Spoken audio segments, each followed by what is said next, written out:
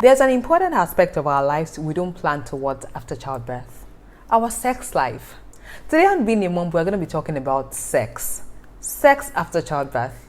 Welcome to another episode. My name is Ernie Wine. If this is your first time here, welcome to my channel. On this channel, I give you all the positive vibes about being a mom, from parenting to motherhood to mommy tips and motivation, beauty, lifestyle, and healthy living. Please do me well by subscribing and turning on the notification button to get notified whenever I post a new content. And to my returning family members, you know how much I love and appreciate you. Thank you for coming back. Let's talk about sex.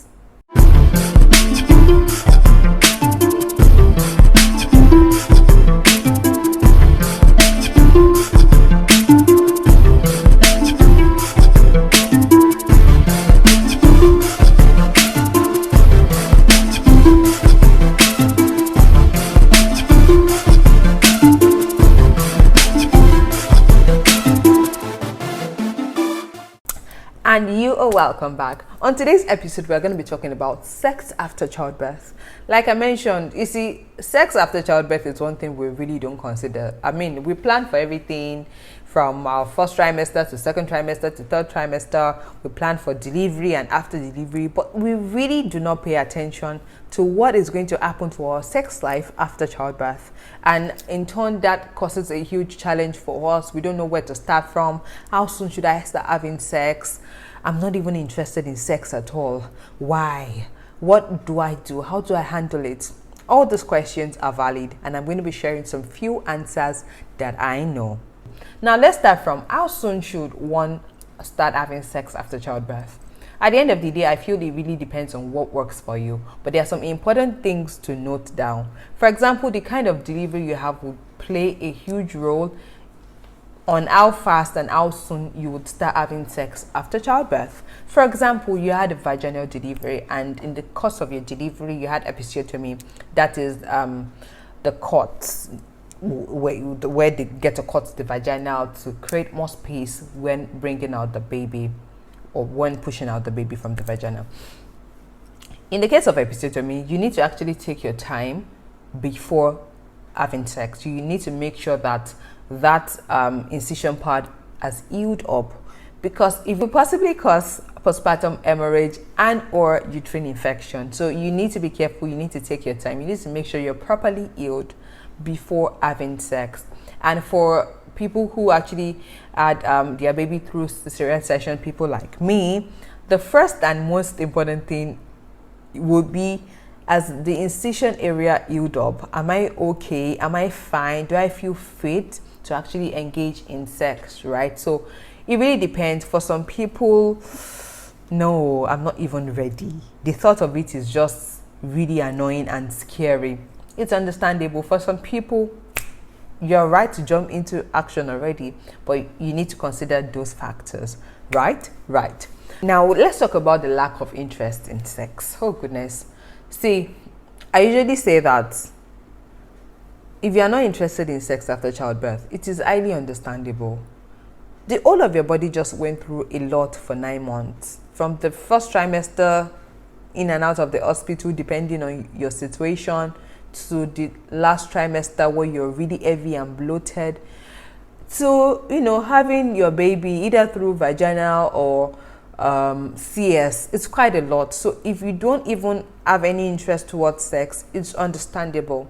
However, you know that it's a phase of your life you can't totally abandon. So sooner or later, you need to get rid of that lack of interest, right? When you're breastfeeding, it could actually reduce your libido, because breastfeeding actually causes low level of estrogen, thereby reducing your libido. So you might just not even have any kind of interest whatsoever in sex. So if you're somebody who has actually experienced low libido in the past, and you have some things, some remedy you have engaged in the past, you could actually turn to those remedies. Of course, if your doctor permits it. I usually say that as a new mom, please don't do anything by yourself. Don't take decisions yourself, even if you're not a first-time mom. Just make sure you have an expert who is guiding you in all the decisions you make. So if your expert actually permits, those remedies that can help you get rid of low libido, by all means, because it is just very understandable. You are breastfeeding and it could cause a huge low libido. Another reason is fatigue. The fact that you just had your baby, there's a new family member on the block, and you are having a new baby could come with a lot of stress, lack of sleep, poor diet, stress, and a whole lot of other things. And we all know that when you're not well rested, when you are not settled, when you're not resting, when you're not getting enough sleep, you're just totally stressed, and that could really cause a huge lack of interest in sex. So you just need to know that, yes, this is the reason why, or this might be the reason why this is happening, and find a way to deal with it. For some people who have actually tried, to have sex, but it really did not go down well, this could be as a result of postpartum hormonal changes. Postpartum hormonal changes could actually make the vaginal tissue thinner and make it more sensitive. So if you think, oh, well, I'm ready to have sex, and you tried to have sex, but it didn't turn out well, it is also understandable. Why? Because there's postpartum hormonal changes are so real. I mean, there's the one you went through during pregnancy, there's pregnancy hormonal changes, and there's also postpartum hormonal changes. So you could have actually affected the vaginal tissue, making it thinner, making it more sensitive. So it might not really go down as you are expecting, or as it used to go down, right? It is really understandable. You just need to understand this and find a solution to it. Let's talk about how to handle lack of interest in sex after childbirth. The first thing is, don't feel guilty. Honestly, I just feel that you should not feel guilty. It is very understandable, my sister. You just had a baby. You just went through a lot. So it is really understandable. So don't even feel guilty. Don't think about it. Second thing is, communicate with your partner. You owe it to your partner to communicate, because the truth is, we usually feel that, oh, our partner should know now. But you should know, you should understand. Yes, maybe we feel, oh, you should understand. But there's nothing as amazing, as good, as sensible as communicating. Let your partner know how you're feeling. Oh, I'm not down for it, or I'm not interested, or I feel quite uncomfortable, or I feel that I need more time to heal up down there. Or just let them know what's up. Let them know what's going through your mind. Let them know how exactly you feel and what position you are to have sex or not, right? Another thing I feel that would help is talking about your fear and anxiety towards sex. Is it that you're having some fears of, maybe you're recounting the pains you encountered while you were trying to push out your baby, for example?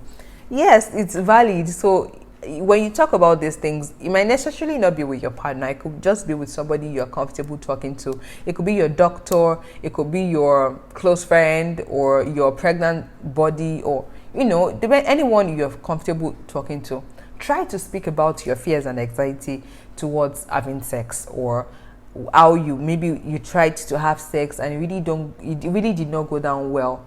You can try to express yourself about how you felt, or what went wrong, or how much uncomfortable you are. I mean, when you talk, we all know that when you talk about something, it naturally makes you feel better. So in this case as well, I feel you could help. You could be talking to your partner, aside from communicating exactly how you feel about having sex, your fear and anxiety towards having sex are valid. So it's good to just hear it, talk about it, and you would feel better. So try to increase your intimate activities with your partner. Now, for some people, there are some intimate activities that okay, let me not say for some people. For some of us, there are some intimate activities we engage in on a normal day.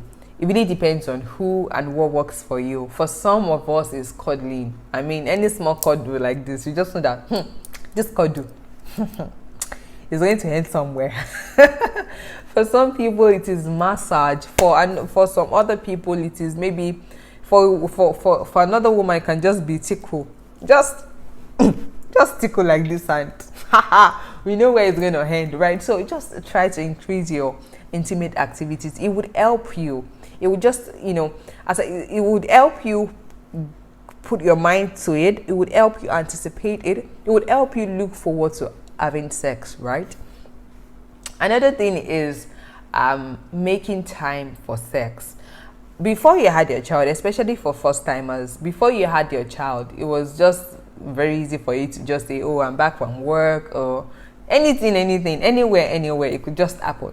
But when you have a child, there's a huge distraction between you and your husband, right? So you can't just say, oh, we're just upping and doing this, or we're just upping and going into the bedroom to, have sex or have a wee time. Things have changed. So consciously make time for sex. Talk about it, or just if you have the cue you guys give each other, not the short time cue, just make time for it. Is it that when the baby goes to bed at night, we're going to make time, or we're going to actually engage? Is it weekends? Is it Sunday? I don't know, but just consciously. Unlike before that, it can just happen at any time, at anywhere. At this time, after childbirth, consciously make time for it. And you know that when you make time for it, when you know that, oh, at this time, this is going to happen, we're going to do this, there's a way you would look forward to it or anticipate it, even if you're not looking forward to it, or even if you're not anticipating it, because you are not exactly sure of how it's going to go down. It's going to happen. So that at least would help, right? Another thing is foreplay. Engage in a lot of foreplay. For some people, there's really nothing like foreplay in their dictionary, and it's fine, whatever works for you, whatever rocks your boat. But in this situation, there's actually going to be a need for foreplay. For the men, we know that you people, 2 seconds, you're ready. But for we women, it takes time on a normal day compared to after childbirth. It might take longer time. So please, oh yeah men, oh yeah daddies, yummy daddies, please be patient, all right? Understand that it might take longer time, and engage and do all you can to make it worth it. That time, make it worth it. So engage in a lot of foreplay. You can even engage in self-masturbation. Please, nobody should come and quote Bible for me or Korean. I'm not talking about anything religion. I'm just sharing some helpful, useful tips on sex after childbirth. You can engage in self-masturbation. You can help, as a woman, you can help your partner to masturbate. As a man, you can help your woman to masturbate. It would help, and it will go a long way. Just take your time, be patient, don't rush. That is why I'm saying you should actually make time for this thing. If you're saying, oh, let's just up and go into the bedroom, the fact that the baby is probably in the sitting room, or the baby is with grandma, or the baby is with a stranger, you might be rushing, but make time for it. Even if it's going to be 2 a.m, set alarm 2 a.m. in the middle of the night and wake your girl up. Daddy wa. I don't even know who calls the husband daddy wa. Definitely not me. I don't know where that came from. Pardon me. And even if you call your daddy wa, whatever works for you, I beg. But set alarm for 2 a.m. Wake your wife up or wake your husband up. Yo, fam, get up. It's time. Right? And, take your time. Be patient. Exercise patience. Give yourself time. Engage in foreplay. Help each other to masturbate. Another thing is lubrication. Please get lubricant. Get lubricant. It would help you go a long way. Because for we women, it might take a lot of time. Hormonal changes can even make us extremely dry down there, right? And of course, we know that if it's dry down there, it's going to be painful. It's going to be annoying. It's going to nothing. It's going to be 0, 0, 0, 0, 0. So, okay, we're going to need some help here. Helps like lubricants, right? Right. So I think that's it basically. Make time for sex, engage in foreplay, engage in sexual activities. What else? Be patient and express your fear and your anxiety to anybody who you're close to, and communicate with your husband. All right. So I just feel that for women who actually find it difficult to get their mind open, to get really open on time to sex after childbirth, it is really understandable, but it doesn't have to take that long, because sooner or later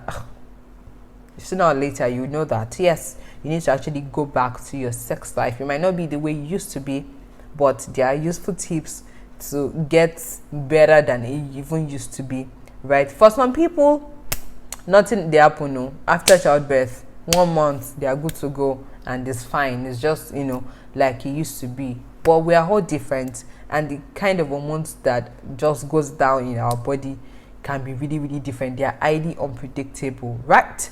Right. So let me know, please, in the comment section if you have some useful tips to share with women on sex after childbirth, how they can get rid of the anxiety, the fear, and lack of interest, what they can do to handle the lack of interest, or the reasons that might actually cause the lack of interest. Because when you know the reason to something, you know how to solve it, basically. So if you have any useful tips, kindly share with us in the comment section. We'll be open and willing to learn. Don't forget to like this video, give me a thumbs up, thumbs up, thumbs up. And you're singing of thumbs up again. The thing is, I like to sing. Is that I can sing, mon compose budget. But that voice, God did not give me. God did not give me. I don't know what I did, but it's like God was just sensing that if I go and give this girl voice, she might not let us rest in this world. So God did not give me a voice, but I'll still sing. So please don't forget to give me a thumbs up, thumbs up, thumbs up. Don't forget to leave a comment as well and share with your family members. If you have not subscribed, this is the time for you to kindly subscribe and turn on the notification button to get notified whenever I post any content. Follow me on Instagram. My handle is @anywine. I'm going to leave it somewhere here. Follow me.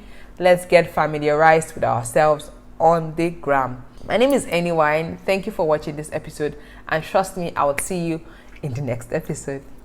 Bye.